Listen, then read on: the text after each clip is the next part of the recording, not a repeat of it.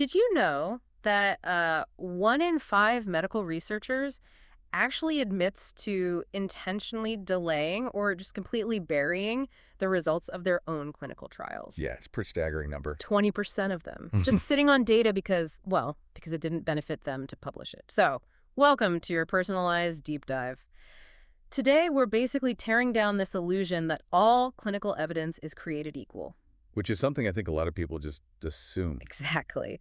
Our mission today is to give you the ultimate toolkit, like the exact analytical framework you need to critically evaluate literally any clinical claim you encounter. Whether you're reading some flashy health headline on your phone or analyzing a research paper for your job. Or honestly, if you're just sitting across from a specialist trying to make a major decision for your own body, you need to know exactly what to ask. And we are pulling this framework from a really robust stack of sources for you today. Yeah, we've got clinical trial guidelines from Mass General Hospital, statistical manuals from the Medical Journal of Australia, shared decision-making protocols from the NHS and the National Academy of Medicine. Plus some really fascinating university analyses diving into research design and conflicts of interest. Okay, let's unpack this, because getting to the truth of medical science requires a lot more than just skimming the conclusion of a paper.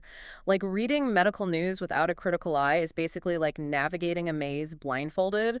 Everything sounds like a breakthrough, but how do you actually know what's real? What's fascinating here is that we so often consume scientific evidence as if it's this finished, infallible product. Right, like it's just hard facts. Exactly. We see a published paper and we just assume it represents absolute objective reality.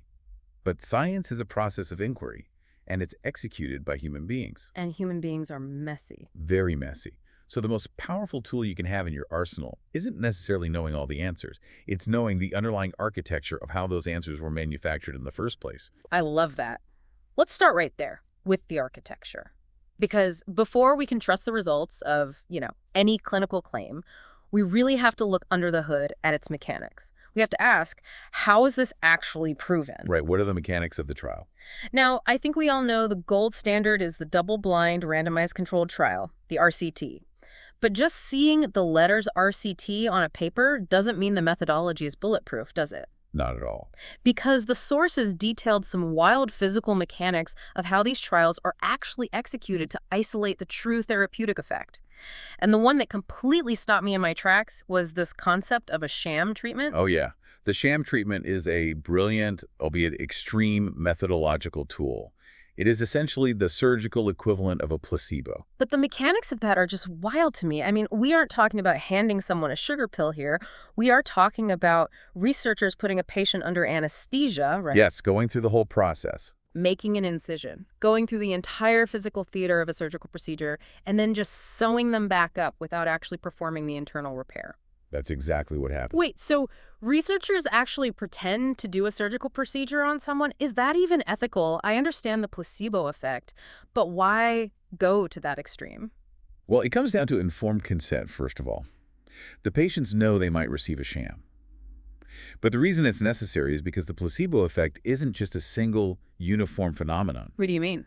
The intensity of a placebo response is directly proportional to the perceived invasiveness and authority of the intervention. Oh, wow. Yeah. So swallowing a pill produces a mild psychological expectation of healing.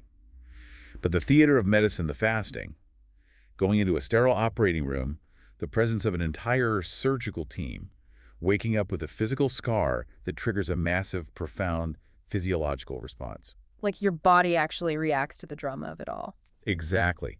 The brain releases endorphins and alters pain perception so dramatically that patients often report total symptom relief from the theater alone. That is insane. So if you're developing a new surgical technique for, say, a knee joint, you have to prove that the mechanical repair of the tissue is what's fixing the patient, not just their brain's response to the trauma of the operating room. Okay, that makes sense. Which isolates the variable perfectly, because if the sham group and the real surgery group both report a 50% reduction in pain, your new surgical technique is actually useless. The physical theater did all the heavy lifting. Precisely. And isolating that true therapeutic effect is critical for public safety before you scale a procedure to millions of people. Right. Okay, so we have the physical architecture, but then there's the mathematical architecture, specifically statistical power and sample size. Yes, the math is just as crucial. And the way I understood it It's not just about throwing a giant net in the ocean to see what you catch. It's more like tuning a radio. Like if the signal or the actual treatment effect of the drug is really weak or subtle, you need a much bigger antenna, meaning a massive sample size, to pick it up and differentiate it from the static of normal human variation.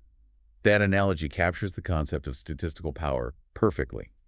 Methodologists generally set the required statistical power at 80 to 90%. Okay. That means the trial is mathematically designed to have an 80 to 90% chance of detecting a true effect if one actually exists, minimizing the risk of a false negative. Got it. But designing that sample size on a whiteboard and actually executing it in a clinic are two very different things. Because of the human element again. Exactly.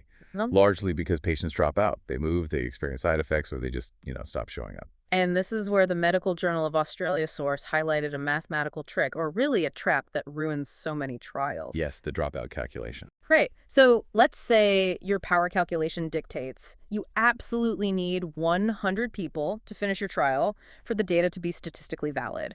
And based on historical data, you expect a 15% dropout rate. Intuitively, you'd think, okay, I'll just add 15% to my starting number. It seems like simple, logical arithmetic. 100 multiplied by 1.15 is 115. So you start with 115 people. But it's a fatal flaw. Because if you start with 115 people and 15% of them drop out, well, 15% of 115 is 17.25. Right. So 115 minus 17.25 leaves you with about 98 people. Yay. You fell short of your 100-person threshold. Exactly. Your trial is now underpowered, and the data is compromised. It is a phenomenal example of how slight methodological errors just compound. So how do you actually fix it? To accurately adjust for a 15% anticipated dropout rate, you do not multiply by 1.15. You have to divide your target sample size by 0.85. Oh, okay. So 100 divided by 0.85 requires you to start with roughly 118 patients. Which is only a 3-patient difference. True, that 3-patient difference might seem trivial, but in the rigorous realm of statistical powering, it is the difference between a definitive clinical conclusion and a really expensive, useless data set. Wow. And finding those patients brings us to one of the most frustrating realities of clinical research, which the White Rose University source calls Lasagna's law. Ah, yes. Coined by clinical pharmacologist Louis de Lasagna. I just love that name. It's memorable. Yeah. He observed this incredibly persistent phenomenon where the pool of available patients for clinical trial mysteriously drops to near zero the exact moment the trial begins. And then what happens? It miraculously returns to its normal, robust volume the day the trial ends. It's such a funny observation, but the mechanism behind it is basically a logistical nightmare because a researcher looks at their clinic and sees, say, 300 patients with a specific condition. They think recruiting will be a breeze. But the second they apply the stringent inclusion criteria necessary for a clean RCT, like excluding anyone over 65, excluding anyone taking specific competing medications, excluding anyone with a secondary comorbidity, that pool of 300 evaporates into maybe a dozen eligible people. Which forces researchers into a corner. When you evaluate evidence, you have to look closely at the methodology and ask, did they actually meet the mathematical threshold they required? Or did Lasagna's law force them to quietly loosen their inclusion criteria, or just settle for an underpowered study to get it published? That perfectly transitions us into the next layer of analysis, our second question. Who is behind this? Because you can have a flawlessly designed sham surgery, mathematically perfect statistical power, rigorous criteria, but all of that beautiful math is ultimately executed by flawed human beings. It always comes back to human nature. Always. The incentives of the people running the study can completely derail the architecture. We are talking about conflicts of interest, or COIs. The immediate assumption with a conflict of interest is blatant corruption, right? Like a pharmaceutical company handing a researcher a briefcase of cash in exchange for fabricated data. Right, something out of a movie. Exactly. Mm. But the behavioral science reveals that COIs are far more pervasive and function in much subtler, intangible ways. Yeah, the intangible conflicts are fascinating because they don't involve money at all. The sources discussed academic jealousy, where a peer reviewer might intentionally delay the publication of a rival's paper so their own team can publish a similar finding first. That happens more often than people think. Or the example of an NFL sports physician.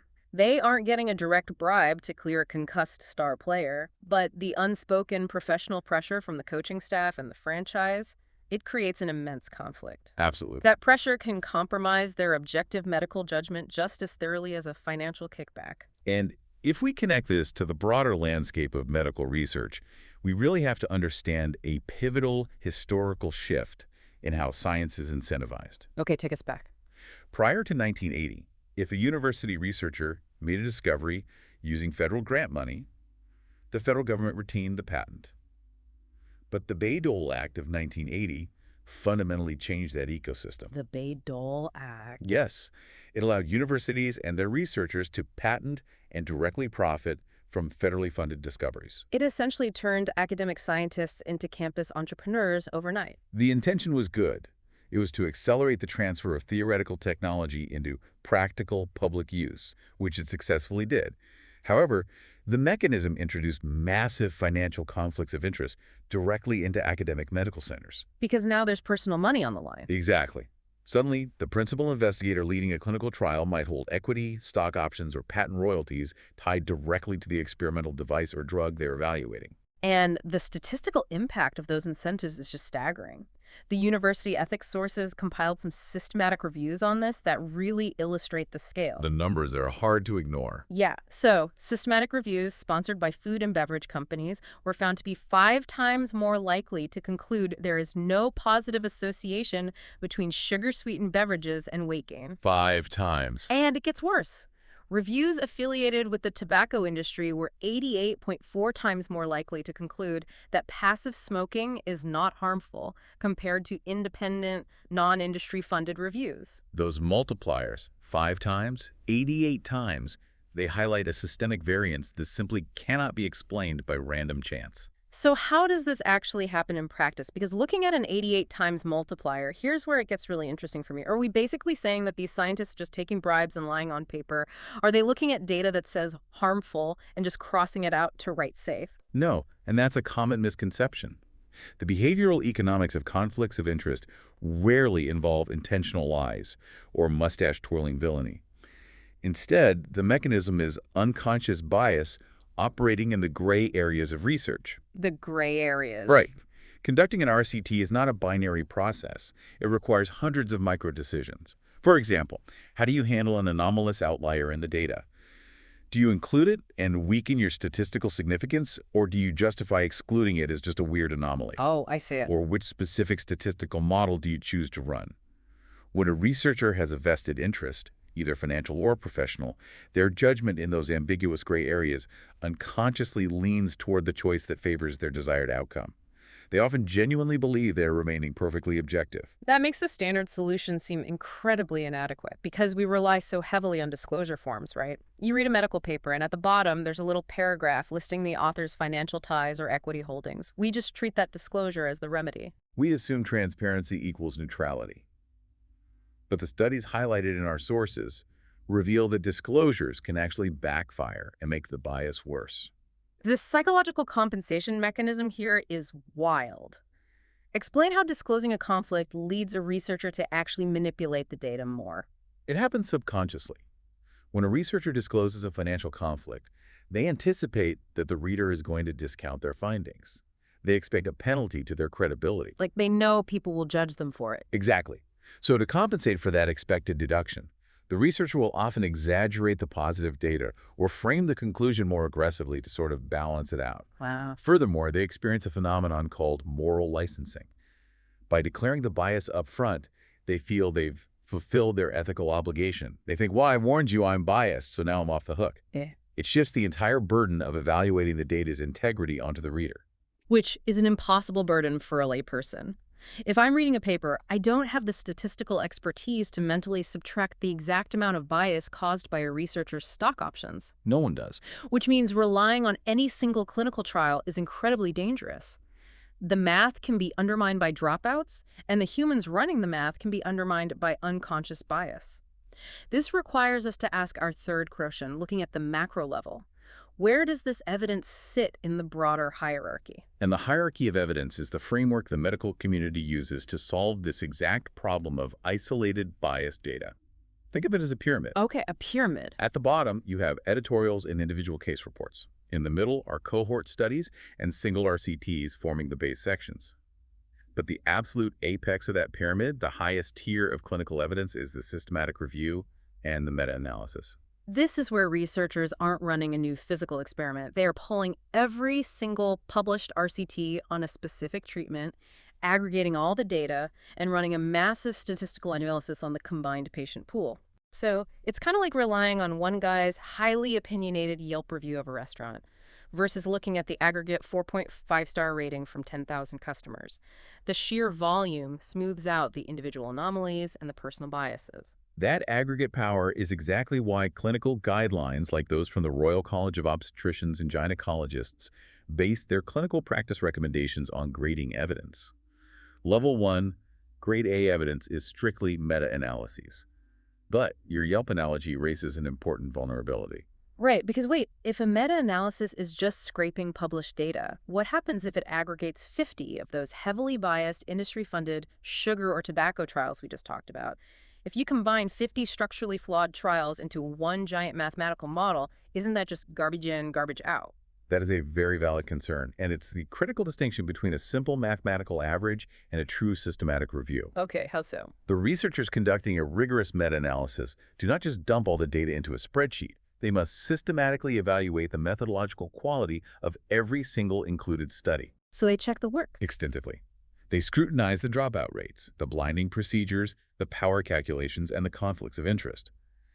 If a trial's methodology is deemed too compromised, it is either completely excluded from the review or its statistical weight in the final aggregate calculation is severely diminished. But even with rigorous quality control, a meta-analysis can only aggregate the data it can actually see. Which brings us back to that terrifying statistic we opened with. The file drawer problem, or publication bias. Dr. David Blumenthal's research on this is really a cornerstone of understanding evidence gaps. The scientific publishing ecosystem has a massive bias toward positive results. Right, everybody wants a win. Exactly.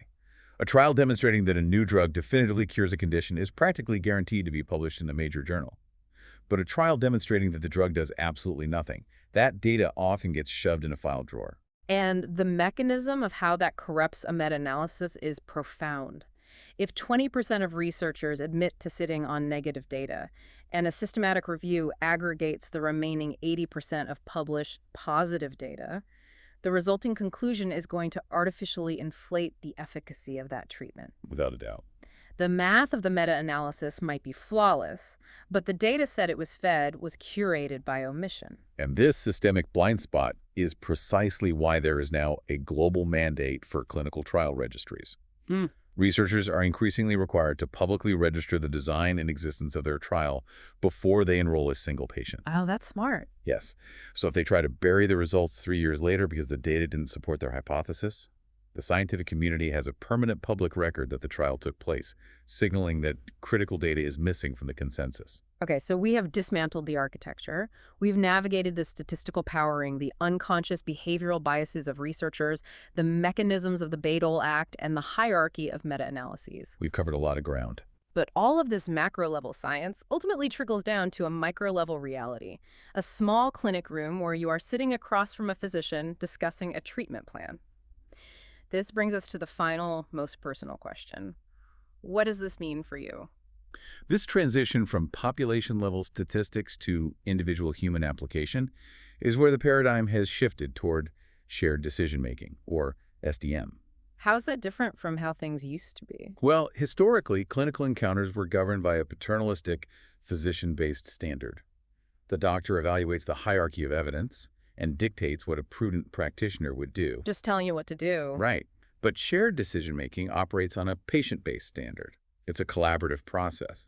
It acknowledges that while the clinician is the expert on the empirical data, the patient is the sole expert on their own values, lifestyle, and risk tolerance. Because the statistically optimal treatment derived from a meta-analysis might carry a specific side effect, say, chronic fatigue or a loss of mobility that entirely ruins your specific quality of life. The data doesn't know your lifestyle. Exactly. The data provides probabilities, but the patient provides the context required to weigh those probabilities.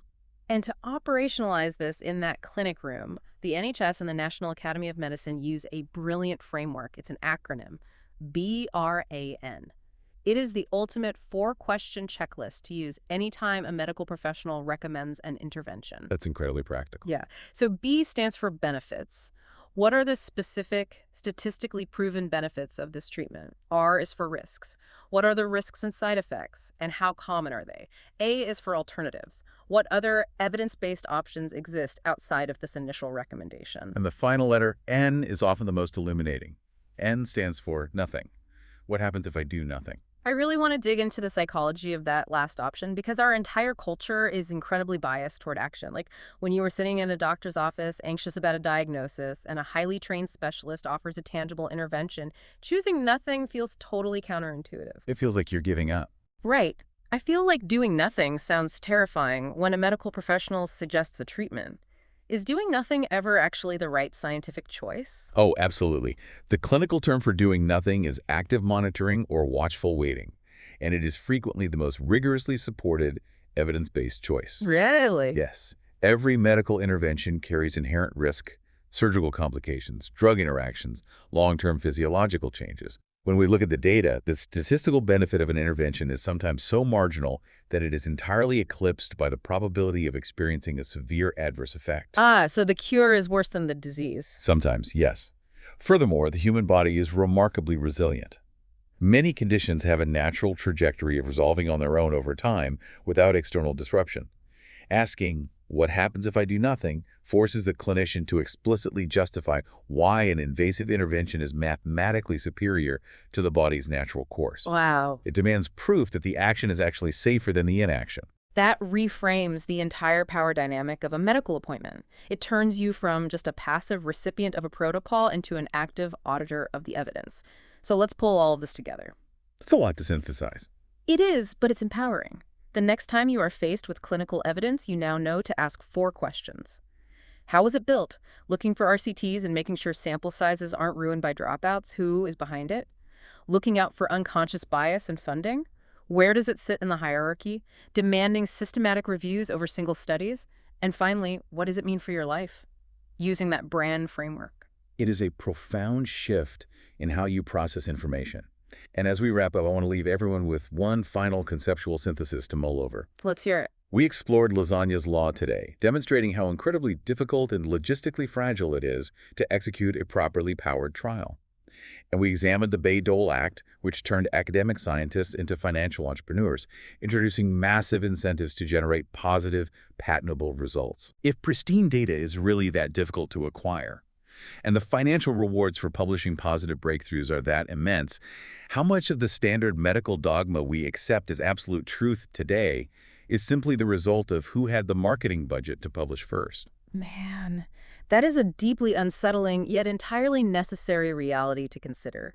It's something to ponder the next time you see a headline announcing a miraculous new cure. Keep asking the hard questions. A critically trained mind truly is the best medicine. Thank you for exploring this deep dive with us. Remember, you have the tools to look past the theater and analyze the architecture. Stay curious, everyone.